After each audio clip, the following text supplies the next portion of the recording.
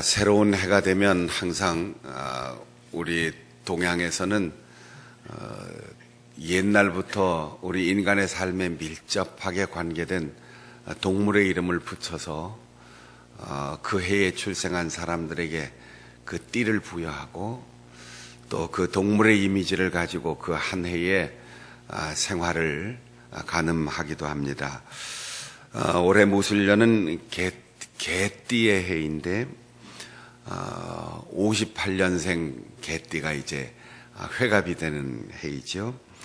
예로부터 하늘의 기운을 이해하려는 열천간, 그리고 땅의 동물을 일컫는 12지지, 이것이 번갈아 가면서 계속 조합하여 순환하다가 60년 만에 제자리로 돌아온다. 그래서 갑자을축이 제자리 돌아왔다.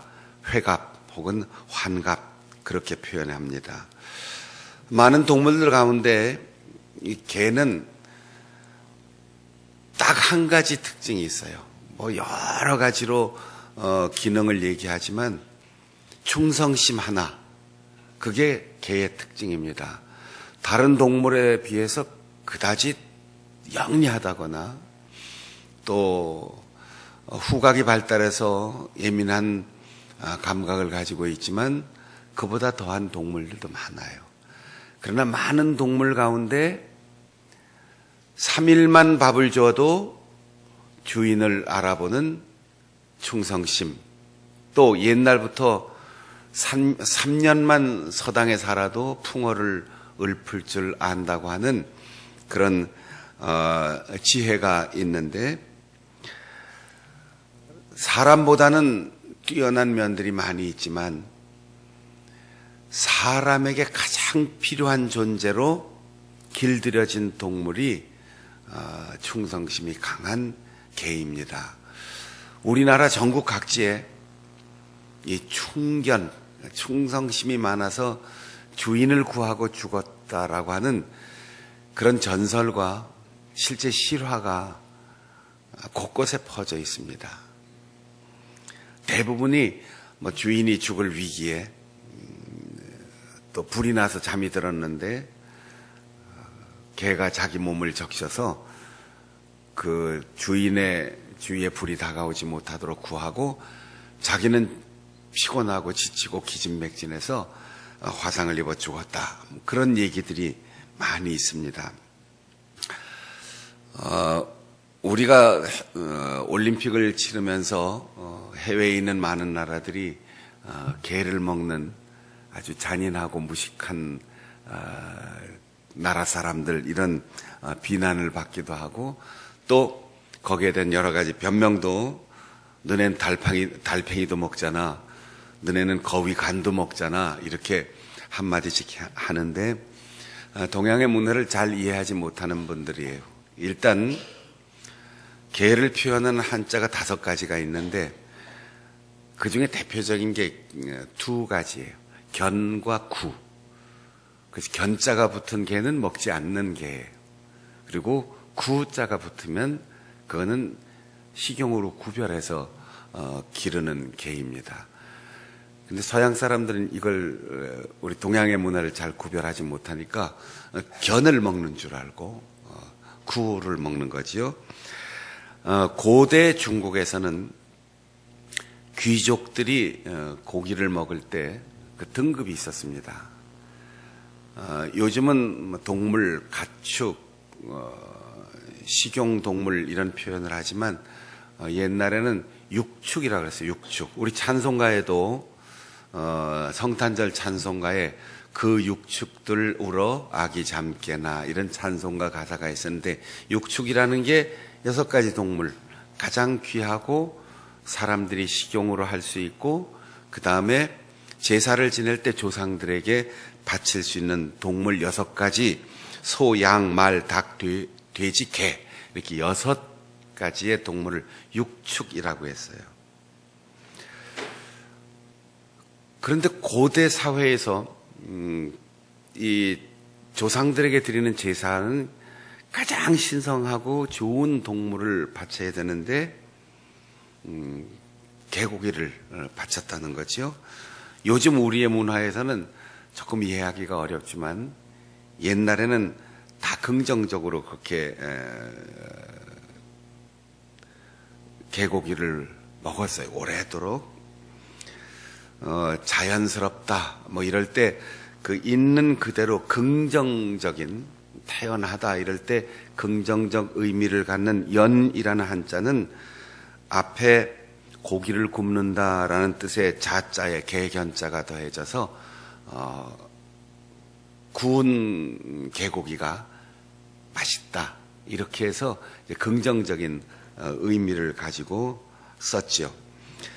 양두구육이라고 하는 사자성어에서 볼 수 있듯이 구육, 구자가 붙은 개고기는 일반 사람들이 다 식용으로 먹었어요. 그러다가 중국 위진 남북조 시대 이후에 북방에 살고 있는 유목민족들이 한족을 점령하고 내려오면서 양고기의 소비가 늘고 개를 가족처럼 여기는 유목민의 지배를 받으면서 점점 개고기의 식용을 금기시하였습니다. 여진족이 중국을 지배한 청나라 시대, 그 청나라 태조 누르하치와 관계된 전설이 있는데, 그가 명나라의 군대에 쫓기다가 도피로가 막히는 절벽에 이르렀습니다. 말과 함께 절벽에서 뛰어내렸는데 먼저 떨어지는 말 위에 떨어져서 누르하치는 죽음을 면할 수 있었지만 움직일 수 없는 중상을 입었습니다. 추격해오던 명나라 군사들이 절벽 위에서 이렇게 내려다 보니까 까마귀가 그 몸에 달라붙어서 뜯어먹기 시작했어요. 그러니까 죽었다 판단하고 그 시신을 처리하기 위해서 위에서 나무덤불을 집어던지고 불을 붙였습니다. 그리고 떠났는데 누르하치 옆에 말을 따라서 계속 같이 달려왔던 충견의 견자가 붙는 거예요. 충견이 강으로 달려가서 자기 몸을 물에 담가 적신 후에 몸에 묻은 물로 주인의 몸과 그의 주변에 묻혀서 주인을 구하고 자신은 기진맥진해서 화상을 입고 죽었다고 합니다. 나중에 깨어난 누르하치가 주인을 위하여 목숨을 바친 충견의 장례식을 치르고 후손들에게 개고기를 먹지 말라 그렇게 유언을 했고, 그가 세운 중국의 마지막 왕조 청나라 시대로부터 중국에는 개고기의 식용이 제한되었다고 합니다. 그 영향을 받은 우리나라도 같은 풍조를 갖게 되었죠. 개를 가리키는 한자는 견, 구, 오, 방, 술 이렇게 5문자가 있는데 충견, 의견, 견공, 견마지로 이런 말에서 보는 것처럼 다리가 길게 자라서 반려의 역할과 사역 기능을 하는 그런 용도에 맞는 구실을 제대로 하는 개를 견자를 붙여요. 그래서 군견 뭐 이런 표현을 하는데, 그렇게 키가 크고 다 자란 견은 그 구실에 최선을 다해서 일할 수 있도록 목숨을 지켜주고 보호해 줍니다. 반면 삽살개 정도로 다리가 짧고 아직 다 자라지 못했거나 식용으로 구별해서 기른 개는 토사구팽이라고 하는 고사성어처럼 구라고 하는 문자를 붙여서 사용하는데, 길이 잘 든 대형 맹견은 오라는 문자를 쓰고 키가 작은 삽살개는 방이라고 했는데, 삽살개는 털이 많기 때문에 털 숫자를 헤아릴 수가 없어요. 그래서 헤아리기 어려운 많은 것, 큰 것을 방대하다 이렇게 우리가 표현하는데, 삽살개가 덩치가 크다 이 말에서 유래한 겁니다. 술이라고 하는 것은 이제 역법에서 쓰는 상징적인 문자로서 개해를 의미하는데, 오늘 우리가 읽은 본문에 보면 예수님께서 하신 비유에서 가난하고 병든 나사로, 그리고 이름을 알 수 없는 한 부자, 두 사람을 대비시켜 놓습니다. 이 두 사람 사이를 가로막고 있는 문이 있어요. 그 문 안에는 엄청난 부자가 살고 있어요. 매일매일 잔치를 하고 많은 사람들을 초대해서 사람들과 사교 모임을 갖고 즐겁게 살아가는데 그 사람의 이름을 예수님이 몰라요. 아무도 부자라고만 그를 부르지 이름을 부르지 않습니다. 그런데 이 문 밖에 나사로가 있습니다. 나사로는 하나님이 기억하시고 돌보시고 위로하는 사람, 이런 의미를 가지고 있는데 정말 그럴까요? 남의 집 문간에서 음식 쓰레기 나오는 것 겨우 그거 얻어서 먹는, 그리고 온 몸에 피부병 종기가 심해서 고통 속에서 신음하고, 그 주변에는 그를 도와주는 아무도 없어요. 그런데 그가 하나님이 위로하는 사람일까요? 하나님이 기억하는 사람일까요? 예수님은 그 사람의 이름을 이야기했다는 거죠. 우리는 인생을 살고 삶의 목적을 설정하면서 늘 한 부자로 살고 싶어야 돼요. 그 사람 대단한 사람이야. 큰 교회 목사야. 그 교회 유력한 장로야. 그 교회의 오래된 권사야. 이런 이름으로 살고 싶어 해요. 우리는 사람들과의 좋은 인간관계, 누군가 나를 기억해 주는 것보다 그 사람 돈 많거든. 그 사람 어떤 학교를 나왔거든. 그 사람 직업이 뭐야. 아주 높은 사람이야. 이런 이름을, 그런 호칭을 듣고 싶어 해요. 그런데 주님의 비유에 나오는 이 부자는 무슨 나쁜 일을 했다거나 또 예수를 믿었냐 안 믿었냐, 하나님을 아느냐 모르느냐, 이런 교리적인 잣대가 하나도 없어요. 그러니까 우리가 이 본문을 읽으면서 좀 궁금해지는 거지요. 나사로가 예수를 믿었다라든가 부자가 나쁜 짓을 했다라든가 이런 선악의 기준으로 잴 수 있는 뭔 행위가 있어야 되는데 그렇지 않아요. 그냥 부자, 날마다 좋은 옷 입고 맛있는 음식 먹고 호화롭게 즐겁게 살았다. 나사로는 거지였다. 피부병 종기가 심했다. 부자의 상에서 떨어지는 것 겨우 먹고 살았다. 이렇게 소개해놓고 갑자기 장면이 확 바뀝니다. 부자는 죽어 음부에 떨어져 불 속에서 고통을 당하고, 나사로는 죽어서 아브라함의 품에 안겼다. 왜 그럴까요? 우리는 이해가 안 되는 게 성경을 똑 떼어놓고 여기만 읽으니까, 오늘 읽은 것처럼 요만큼만 읽으니까 이해가 안 가는 거예요. 성경을 기록할 때 장도 없고 절도 없어요. 1장 1절부터 끝절까지 쭉 읽어 내려가야 그 의미를 이해할 수 있습니다. 나사로가 부자의 상에서 흘린 다음에 버리는 그 빵 부스러기를 먹으며 살았는데 누가 그렇게 살고 싶겠습니까? 누가 그렇게 가련한 신세로 인생을 허비하고 싶겠습니까? 그런데 짧은 인생을 살고 영원한 죽음 이후의 세상이 기다리고 있다는 이 생각을 하면 우리의 짧은 인생에만 집중하고 길게 살아야 100년을 사는 이 인생의 삶의 모든 것을 다 투자하고, 그리고 나서 영원한 생명, 죽을래야 죽을 수도 없는 그 다음 세상, 한없이 끝없이 계속되는 그 영원한 삶을 우리가 어떻게 할 거냐, 이거 생각하라는 거죠.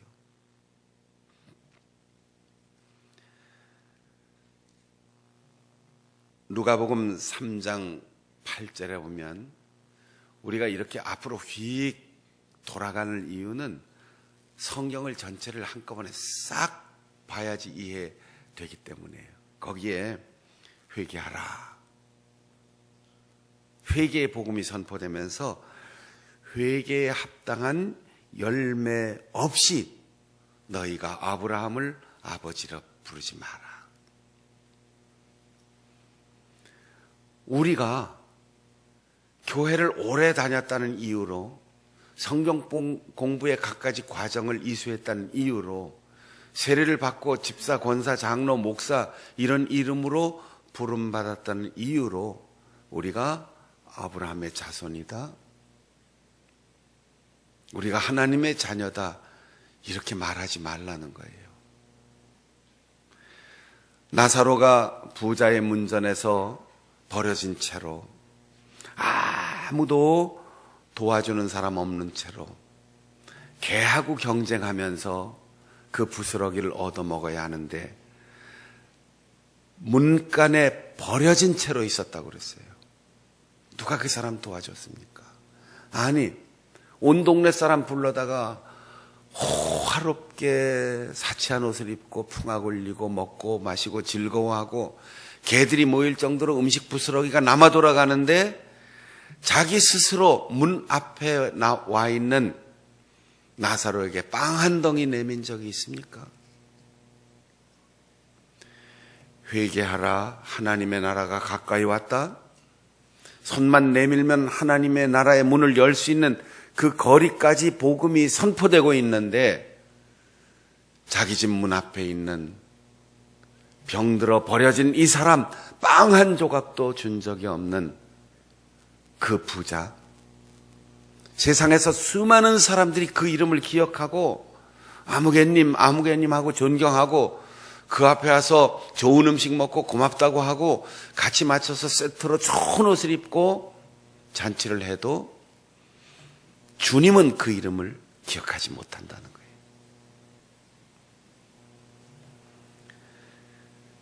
누가복음 6장 24절에 마태복음의 산상수훈에 해당하는 설교가 있습니다.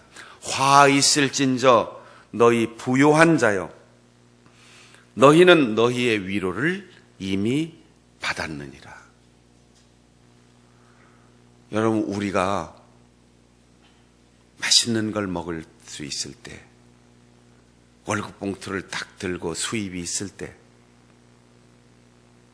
적금을 들어서 적금을 탔을 때, 용돈을 탔을 때, 누군가 나에게 좋은 선물을 주었을 때 기억해야 돼요. 내가 배부르고 내가 충분히 쓰는 것, 그것 외에 내 손길을 지금 기다릴 사람은 없는지, 문간에서 우리의 도움을 간절히 기다리는 눈빛으로 지금 나를 바라보고 있는 사람은 없는지. 그래서 우리에게 무언가가 있을 때 먼저 생각나는 사람이 있어야 되는 거예요.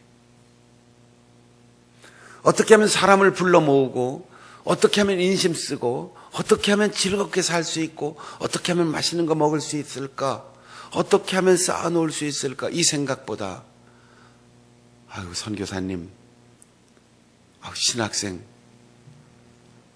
우리 교회 청년들 단기 선교 갈 텐데 우리 교회 학교, 생각나는 사람이 있어야 된다는 거죠.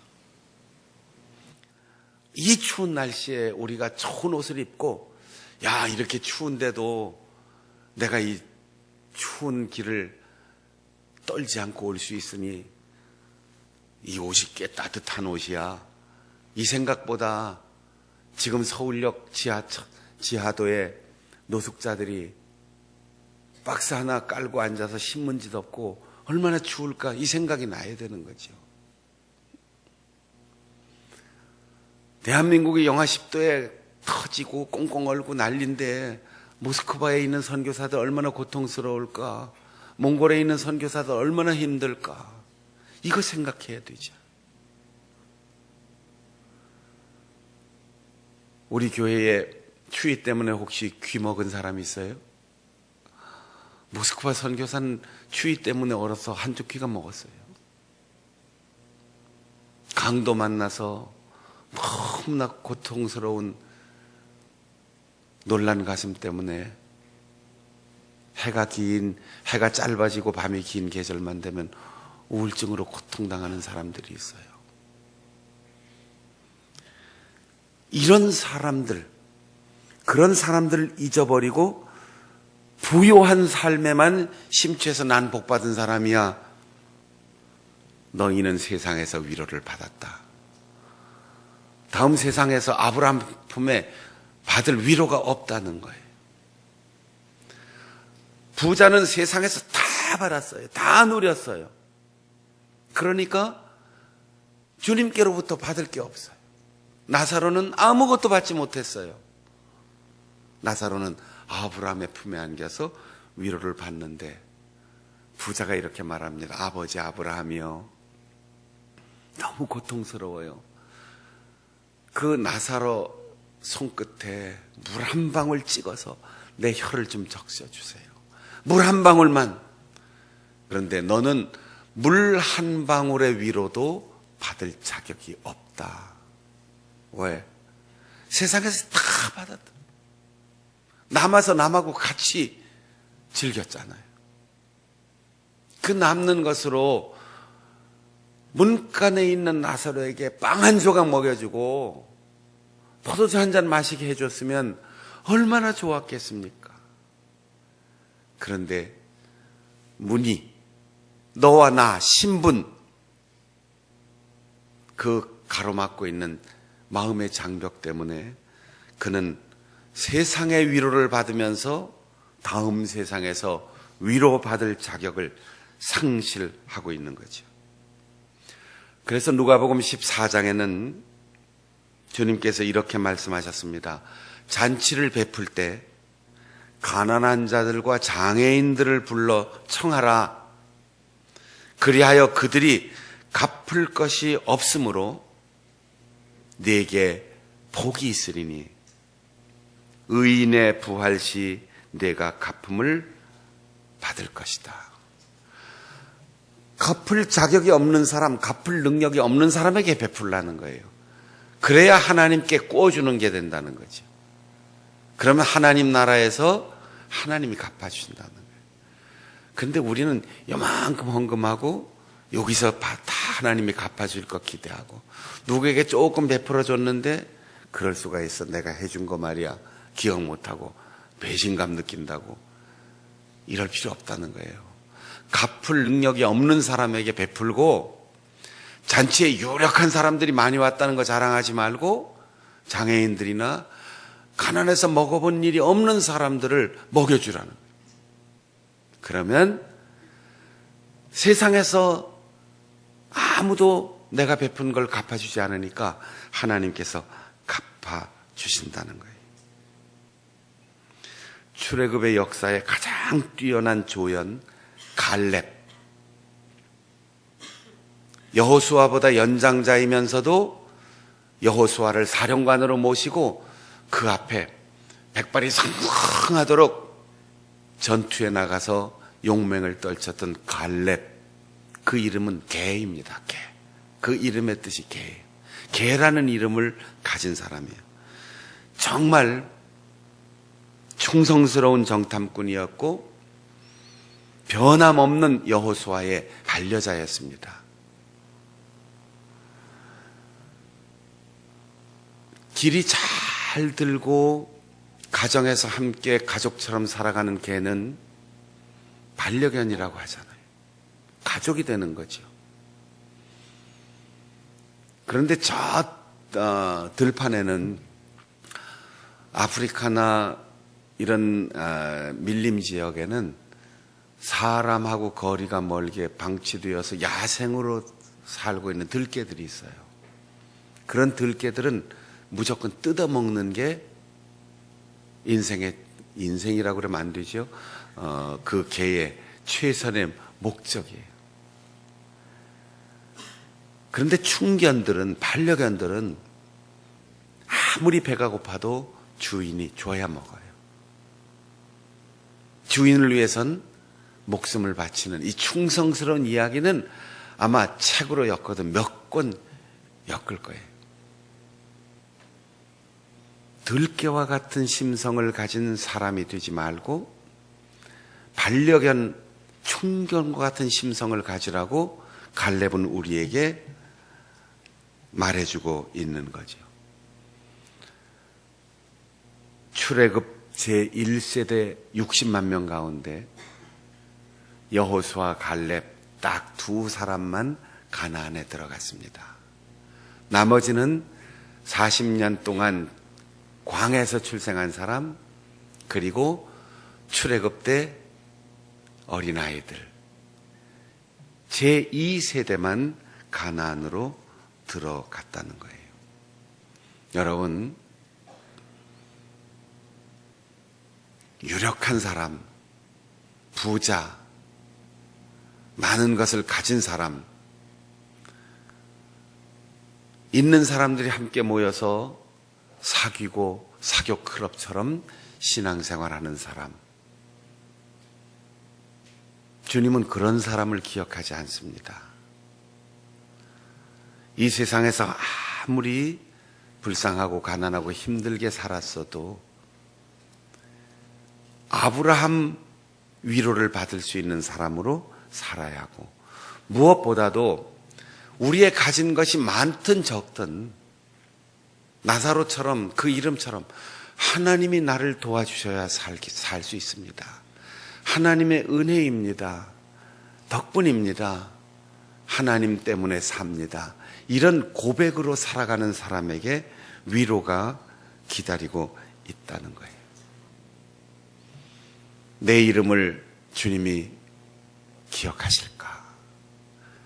내 이름을 주님이 생명책에 기록하셨을까? 이걸 늘 잊지 말아야 돼요. 제가 한 30년은 된 이야기인데, 부안에서 목회할 때 추모 예식이 있는 집에 이제 혼자 된 나이 많은 집사님이 사시는데, 우리 장로님들하고 같이 추모 예배 드리러 갔어요. 밖에 아궁에 불을 떼면서 이제 저녁 준비를 하고, 좀 일찍 도착한 장로님들하고 같이 추모 예배 시간 되도록 기다리면서 이런저런 얘기를 하다가 누가 이 날씨가 추워가지고 병이 돌아가지고 우리 앞집 개가 죽었다고. 그랬더니 옆집 개도 죽었대. 우리 집 개는 좀 일찍 가축병원 데려갔더니 주사를 맞아갖고 우리 집 개는 살았어. 이제 얘기가 나오다 보니까 자꾸 우리 집, 옆집 이러면서 계속 개 얘기가 끊이질 않는 거예요. 이제 그 집사님 막 들어오시고 예배를 드려야 되는데 계속 개 얘기만 하니까 제가 이제 그만하라는 뜻으로 말을 한다는 게, 아이고 장로님 개소리는 이제 그만하세요 그랬다고. 그러고 나니까 분위기가 이상한 거예요. 제가 말을 실수한 거죠. 개 이야기는 그만하세요 이렇게 얘기를 해야 되는데 개소리는 그만하시라고. 그러고 났더니 분위기가 싸늘해졌잖아요. 실수한 건 줄 아니까 서로 웃고 말았는데, 나중에 이제 제가 말을 좀 신중하게 잘해야 된다는 뜻으로 수필을 한 편 썼고, 그 수필이 이제 들어가 있는 그 수필집 제목이 또 개에 관한 이야기가 또 있어서 새벽에 기도하는 개, 이런 수필집을 냈는데, 지금도 저쪽 서울 남지방에 있는 장로님들 만나면 저보고 목사님 수필집 새로 안 냈어? 개소리 안 썼어? 이렇게 저를 보고 자꾸 물어요. 우리하고 가장 가까운 동물이 개니까 개에 대한 이야기는 무궁무진하죠. 그런데 오늘 개의 해에 우리가 첫 헌신 예배를 드리니까 이제 하나만 더 하고 마칠게요. 하나님이 세상을 처음 만드실 때 사람을 돕는 여러 동물들을 만들어서 같이 사람을 도와주라고 그렇게 사명을 주시고 오랜 세월이 지난 후에 다 불러 모아서 물어봤답니다.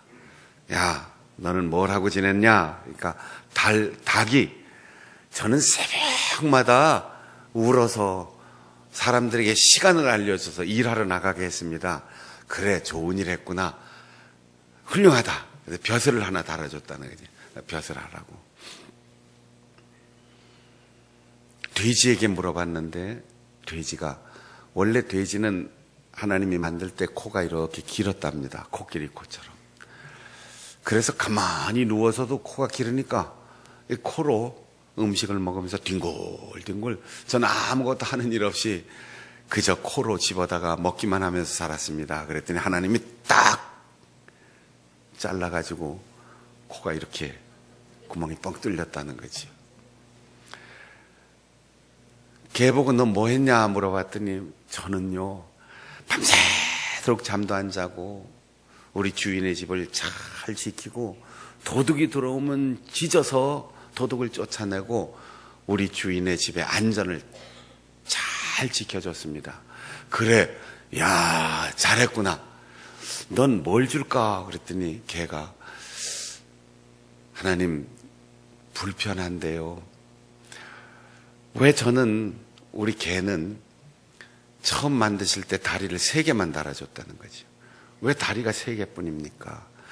저 부뚜막에 앉아있는 가마솥은 아무것도 안 하고 물만 끓이는데도 다리가 4개인데 왜 우린 3개뿐입니까?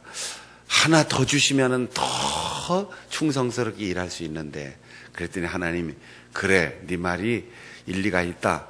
그 솥은 가만히 있으니까 넌 3개만 해도 되겠구나. 솥에 다리를 3개를 만들고 하나를 띄어서 개한테 붙여줬대요. 그래서 개가 다리 4개를 가지고 주인을 위해서 충성을 다하고 사냥까지 하고 뛰어다니면서 아주 자유롭게 일을 했는데 개가 볼일을 볼 때마다 하나님이 덤으로 하나 더 달아주신 이 다리 그걸 소중하게 여겨서 쉬할 때 소변이 묻지 않도록 한쪽 다리를 꼭 들고 오줌을 눈다는 거예요. 개도 하나님이 주신 것을 감사하면서 산다는 거죠. 달리 생각하고 달리 취급한다. 이게 거룩함이에요. 이게 성결의 은혜예요. 개도 하나님이 주신 것을 감사하는데 로마서 1장에 보면 하나님이 계신 것을 알면서 감사하지 않고 하나님을 영화롭게 하지 않으면 버림받는다. 하나님이 우리에게 생명을 주시고 건강을 주시고 또 교회에서 할 수 있는 최선의 직분 목사로 장로로 그래서 탕회를 통해서 헌신할 수 있는 은혜를 주셨어요. 이 직분 이 능력 하나님이 주신 것을 감사하면서 살아가야 하는 거죠. 하나님은 우리에게 사명을 잘 감당하라고 직분을 주셨습니다. 초대교회의 교부들은 이 누가복음 16장을 읽으면서 이렇게 해석을 했어요.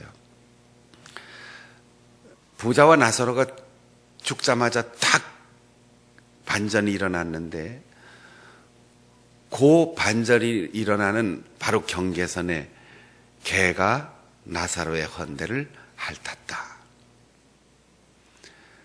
이게 목회자의 사명이라는 거죠. 목회자의 사명.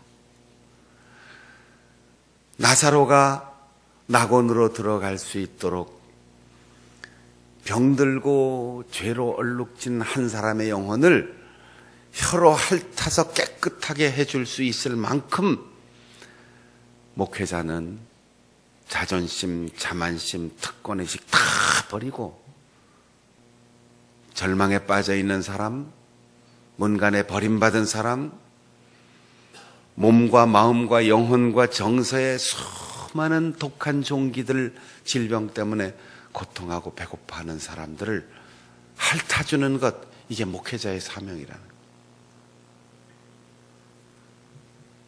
말씀을 전하는 사역, 성도들을 방문하고 도와주는 사역, 교회를 돌보는 사역, 모두가 우리 당회원들에게 맡겨주신 소중한 사역이에요. 지금은 목사와 장로로 구별되어 있지만 신약 성경에 기록되어 있던 신약 시대에는 목사가 장로고 장로가 목사였고 설교자가 치리하는 사람이었고 교회를 지키는 사람이 곧 전도자였습니다.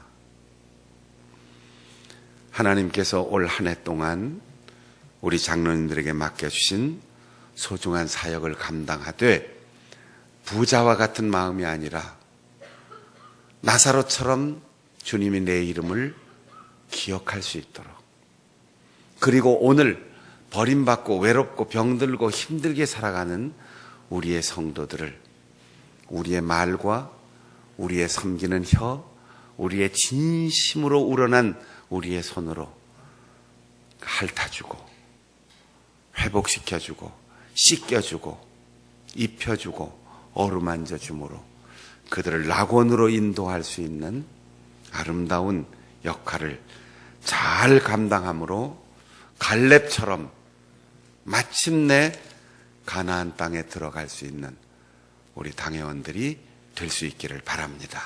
기도하겠습니다. 하나님 아버지, 아무리